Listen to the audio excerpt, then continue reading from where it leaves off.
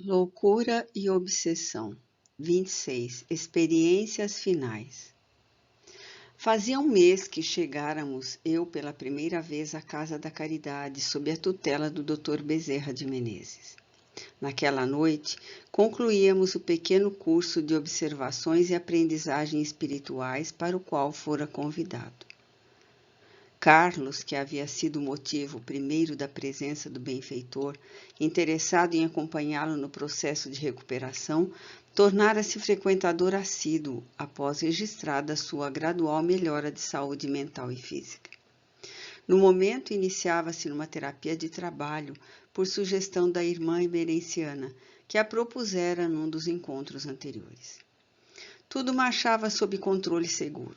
Seus adversários espirituais haviam recebido o necessário amparo e dispunham-se a perdoá-lo, auxiliando na reabilitação conforme do nosso conhecimento. Alguns outros seriam atendidos na sucessão dos dias por vindouros. O genitor, exultante, trabalhava afanosamente em favor da felicidade no lar, mediante a relativa recuperação que o filho ia logrando, agora disposto a uma mudança íntima, do qual resultariam os outros efeitos morais. Era aguardado pela amorosa trabalhadora desencarnada que se tornara afetuosa mãezinha espiritual. Aderson, desde a excelente catarse no plano espiritual, tomando consciência dos crimes perpetrados, veio de encontro à realidade objetiva da reencarnação. Ficaram-lhe impressas as lembranças do acontecimento, com tal vitalidade que, ao despertar gritando, foi acudido pelos genitores vigilantes que o defrontaram com os olhos de pavor. Todavia, logo depois, com um brilho de lucidez. As palavras lhe brotaram, desconexas dos lábios, tartamudeadas, a princípio e logo depois mais compreensíveis. Não retornou mais ao letargo, à ausência em que fugia da consciência culpada. O longo processo autista cedia lugar à adaptação lenta, porém sem recuo ao abismo da hibernação mental. Nas reuniões de que participava, as reações em normalização demonstravam a reconquista da saúde, também regular, que se esperava iria gozar. Sucede que no cômputo das dívidas, algumas há de tal gravidade que não permitem a liberação total do fraudador, constituindo-lhe esta providência uma verdadeira bênção. A saúde é compromisso de alta relevância e responsabilidade ainda mal conduzida por aqueles que a desfrutam e, menoscabando-a, perdem-na a fim de se afadigarem pela sua recuperação mais demorada e mais difícil. Eis porque, sabiamente, os muito endividados são propelidos à expiação das penas, não experimentando liberação plena, porquanto as suas recordações mais vivas são a de irresponsabilidade e malversação de valores, correndo o perigo de retornar-lhes às origens perniciosas, já que lhes faltam os hábitos salutares, as disciplinas educativas, os contingentes de renúncia e dignidade. Em todo e qualquer processo de alienação, seja qual for a sua etiopatogenia, é de bom alvitre que se acenem esperanças exageradas, o que se deve ter em mente ao defrontar-se qualquer tipo de doença ou aflição, de problema ou necessidade. A prudência e o equilíbrio são medidas de boa conduta, jamais dispensáveis no relacionamento humano, aliás, muito escassas. Salta-se em um vão entusiasmo para outro, sob estímulos momentâneos, assumindo-se compromissos e responsabilidades para sempre, que perecem amanhã ou acenando-se com promessas impossíveis de realizar-se, que também ficam esquecidas, logo depois, dando lugar a mágoas e rancores, decepções e desgostos graves que poderiam ser evitados. Os amigos, Felinto, Anita e outros com os quais convivêramos mais a miúde, cercaram-nos de carinho espontâneo e ofereceram-nos novos esclarecimentos acerca dos seus labores respeitáveis, mediante os quais estavam ao lado de todos os agentes do progresso, trabalhando pela conquista de um mundo mais feliz em favor da edificação do homem melhor e consciente. A saudade da convivência salutar e instrutiva dos amigos, não se falando a respeito do amor dedicado à veneranda mentora, aninhava-se-me no sentimento, levando-me a absorver ao máximo as lições ali ministradas, especialmente de abnegação, renúncia e humildade, que me seriam incomparável proveito para as realizações íntimas, na condição de espírito imperfeito que ainda me reconheço ser.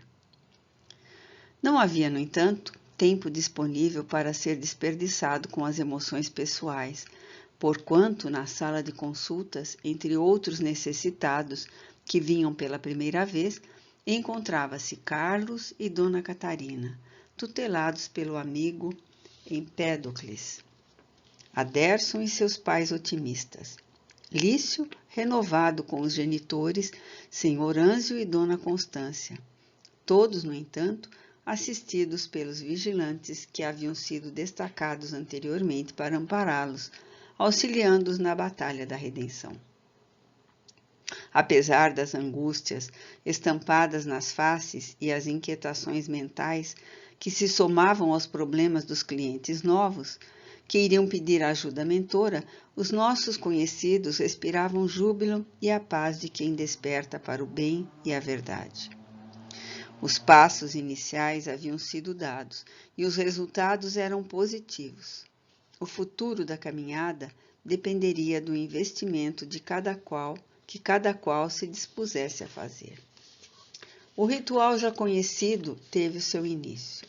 Entidades ruidosas, umas necessitadas, outras diversas em perturbação, agressivas algumas, movimentavam-se sob direção especial. Os clientes, mesmo sem o perceberem, enquanto se desenrolava a parte inicial dos trabalhos, de que eles não tomavam parte, recebiam ajuda de obreiros experientes, destacados para este primeiro mistério, a fim de que, se adentrando na sala das consultas, já se encontrassem beneficiados pela psicosfera da casa. Incorporando o antenor, a benfeitora solícita ministrou as instruções próprias para a noite, retirando-se para o lugar habitual de atendimento afetuoso.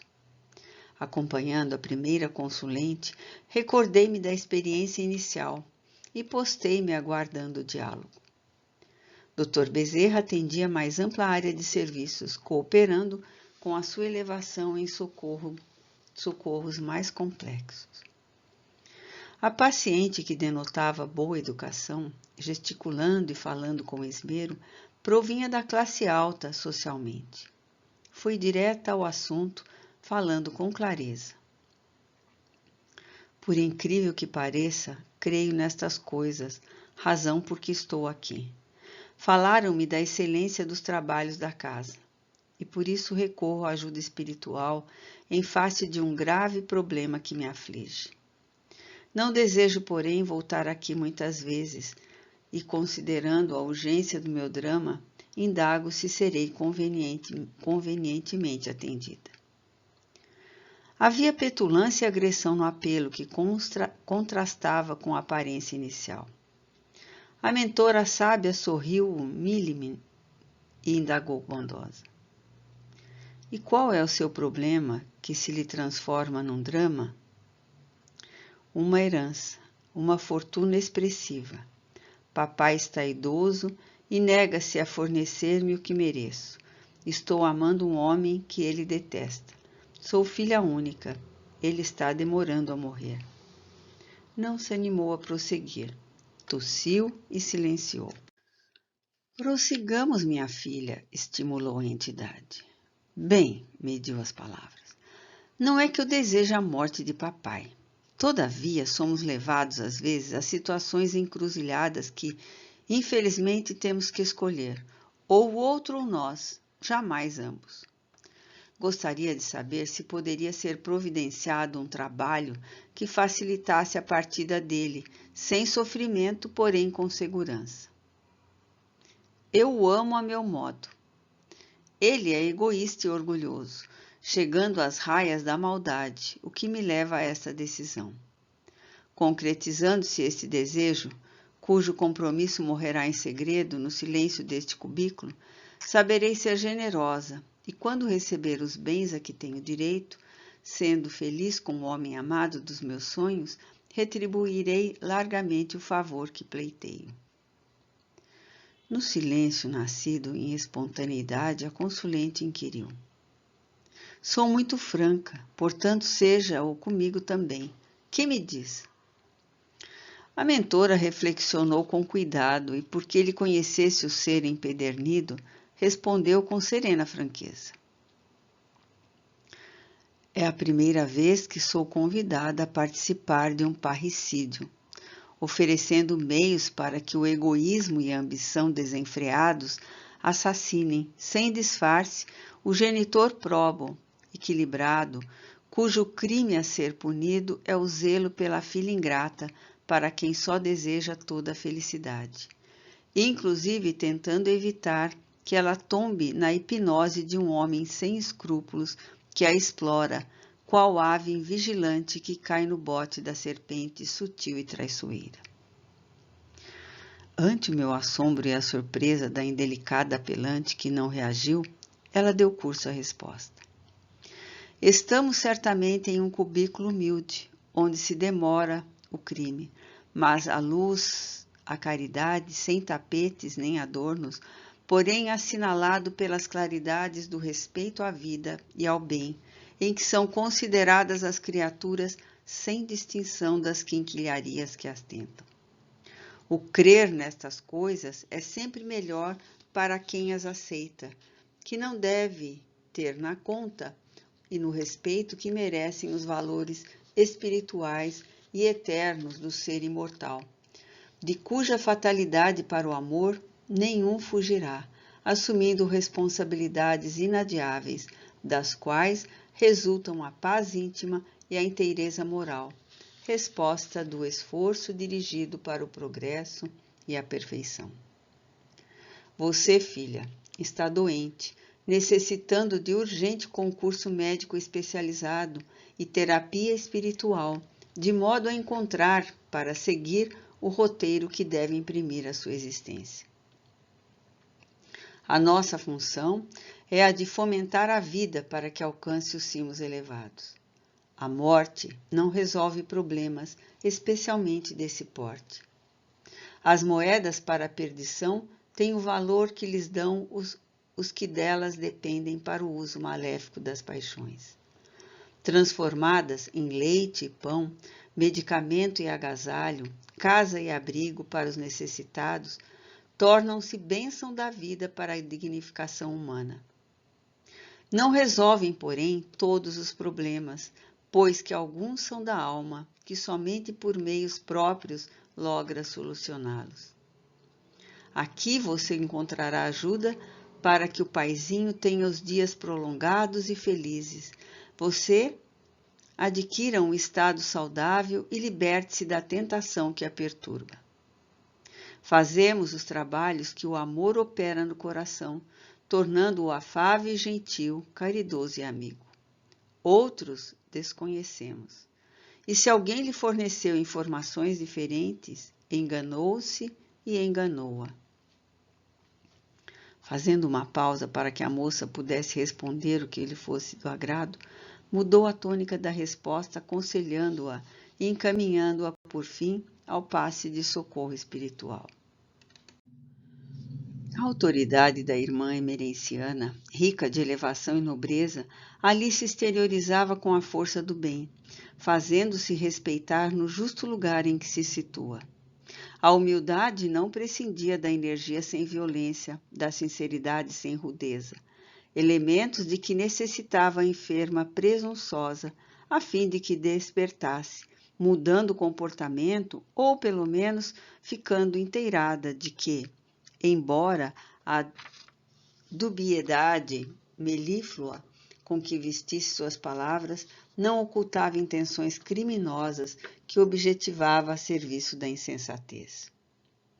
Encerrada a singular entrevista de desfecho inesperado para a cliente, a nobre entidade continuou o ministério da caridade, sem pruridos desagradáveis, nem afetação de falsa abnegação. Tais eram, na maioria, os consulentes que a buscavam, constituindo o áspero material para ser trabalhado e transformado em conquista de superior qualidade. Pessoas que talvez discordem dos seus métodos, apoiadas em conceituações puritanas, certamente se negariam ao labor necessário em campo vitimado por tal aridez ou em solo pantanoso carente de drenagem e correção. Ela permanecia estoicamente ali, devotada, entregue à terapia do amor, de acordo com as exigências que o amor impunha e conforme os recursos do amor para cada pessoa. A fila das urgências teve curso, sem pressa, sem falta, com a consideração que merecem todas as criaturas, segundo o estado intelecto-moral de cada uma, envolvendo-as em esperança e fé no futuro para o qual todos avançamos. O diálogo com Lício e seus pais foi comovedor. O jovem em recuperação confessara aos genitores a felicidade que o invadia, a transformação interior que nele se operava, as disposições positivas para o futuro, ora vigentes no seu imo, de onde aurira tais recursos, fazendo com tal sinceridade que eles desejaram conhecer a fonte generosa de onde jorrava a linfa do entusiasmo e do bem-estar que o filho apresentava nas 2 últimas semanas.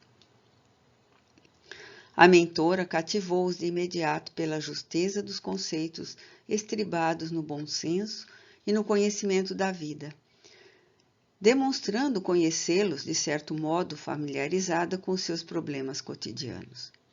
Para eles, abria-se a oportunidade feliz que aproveitariam em benefício de si mesmos e dos demais familiares. Aderson e os pais foram acolhidos com gáudio e receberam estímulos e encorajamento para o prosseguimento da luta em que se empenhavam com ardor e sacrifício. Carlos e Dona Catarina foram recepcionados com igual estímulo e afeição. O paciente em recuperação foi abraçado com demonstração de carinho confortador, recebendo orientação segura para o reequilíbrio de uma vida moderada, que lhe facultaria a reconquista dos valores mal baratados anteriormente. Encerrada a tarefa de benemerência, como de hábito, foi procedido o labor final do culto. Vimos o médium antenor recuperar a lucidez aureolado de safirina luz que o trabalho de renúncia e afeição ao bem lhe concedia, despedindo dos companheiros e rumando ao lar, acompanhado por gentis reconhecidos amigos da nossa esfera, que lhe prestavam assistência protetora e fraternal. Lentamente concluímos os comentários sadios pelos remanescentes do grupo. A casa ficou em silêncio, do ponto de vista físico, embora continuassem as atividades em outra faixa vibratória. O Dr. Bezerra de Menezes aproximou-se da irmã emerenciana, informando-a do encerramento do seu compromisso firmado com o amigo Empédocles, que se encontrava presente, tomado de grande emotividade, e agradeceu-lhe a dedicação e a caridade cristã. Pediu-lhe licença para orar, dando por concluído o dever que se vinculara, e o fez com indefinível vibração de amor. Senhor dos mundos, vós que velais pelas galáxias e cuidais dos animálculos mais insignificantes, que sustentais os sistemas siderais e o hálito da vida em toda parte, sem separardes as vossas criaturas pela aparência, e conheceis o insondável dos seres, abençoai-nos, servos imperfeitos que reconhecemos ser, colocados à disposição do vosso infinito amor. Concedei-nos permanentes oportunidades de serviço, a fim de que cresçamos na vossa direção de Pai amantíssimo, que nos aguardais na sucessão dos milênios com o mesmo e invariável afeto, enquanto vos defraudamos pela negligência e rebeldia. Não nos permitais o repouso que não merecemos, nem a felicidade que ainda não fazemos jus, enquanto a ignorância das vossas leis junjam as criaturas ao sofrimento reparador, por considerarmos que descanso e júbilo pessoal, diante da aflição do próximo, torna-se desrespeito às necessidades deles. Não vos rogamos tal bênção, se não soubéssemos do imenso abismo que nos separa da vossa magnanimidade, que nos anima a suplicar serviço e amor, que nos constituem alavanca propulsionadora na direção dos cimos da vida. Dignai-vos abençoar os vossos dedicados servidores que se encarregam das tarefas mais humildes, as recusadas tornando-se serviçais dos servos com alegria e unção. São eles os edificadores dos alicerces do edifício do progresso, que ficarão ignorados, porém, cujas doações se erguerão as construções de felicidade para a humanidade do futuro. Despedi-nos e recebei a nossa perene gratidão, por enquanto débil vagido da emoção laurizada pela vossa mercê. Sede sempre conosco. Quando concluiu, havia-se transfigurado. Fulgurações diamantinas adornavam-no, enquanto música suave e doce pairava no ambiente bordado de luz. Todos os presentes, trabalhadores do bem, ali fixados, choravam discretamente. Beijei as mãos da querida mentora. Abracei os irmãos Felinto, Anita, Empédocles, acenei despedidas aos demais amigos. E com o peito túmido de saudade e gratidão, acompanhei o médico dos pobres e desafortunados, irmão da caridade e do bem, seguindo na direção de novas tarefas. Nas sombras da noite terrestre, à distância, eu podia notar a luminosidade da Casa da Caridade, discreta e até ignorada no mundo, derramando, porém, claridades abençoadas nas sombras espessas. Fim.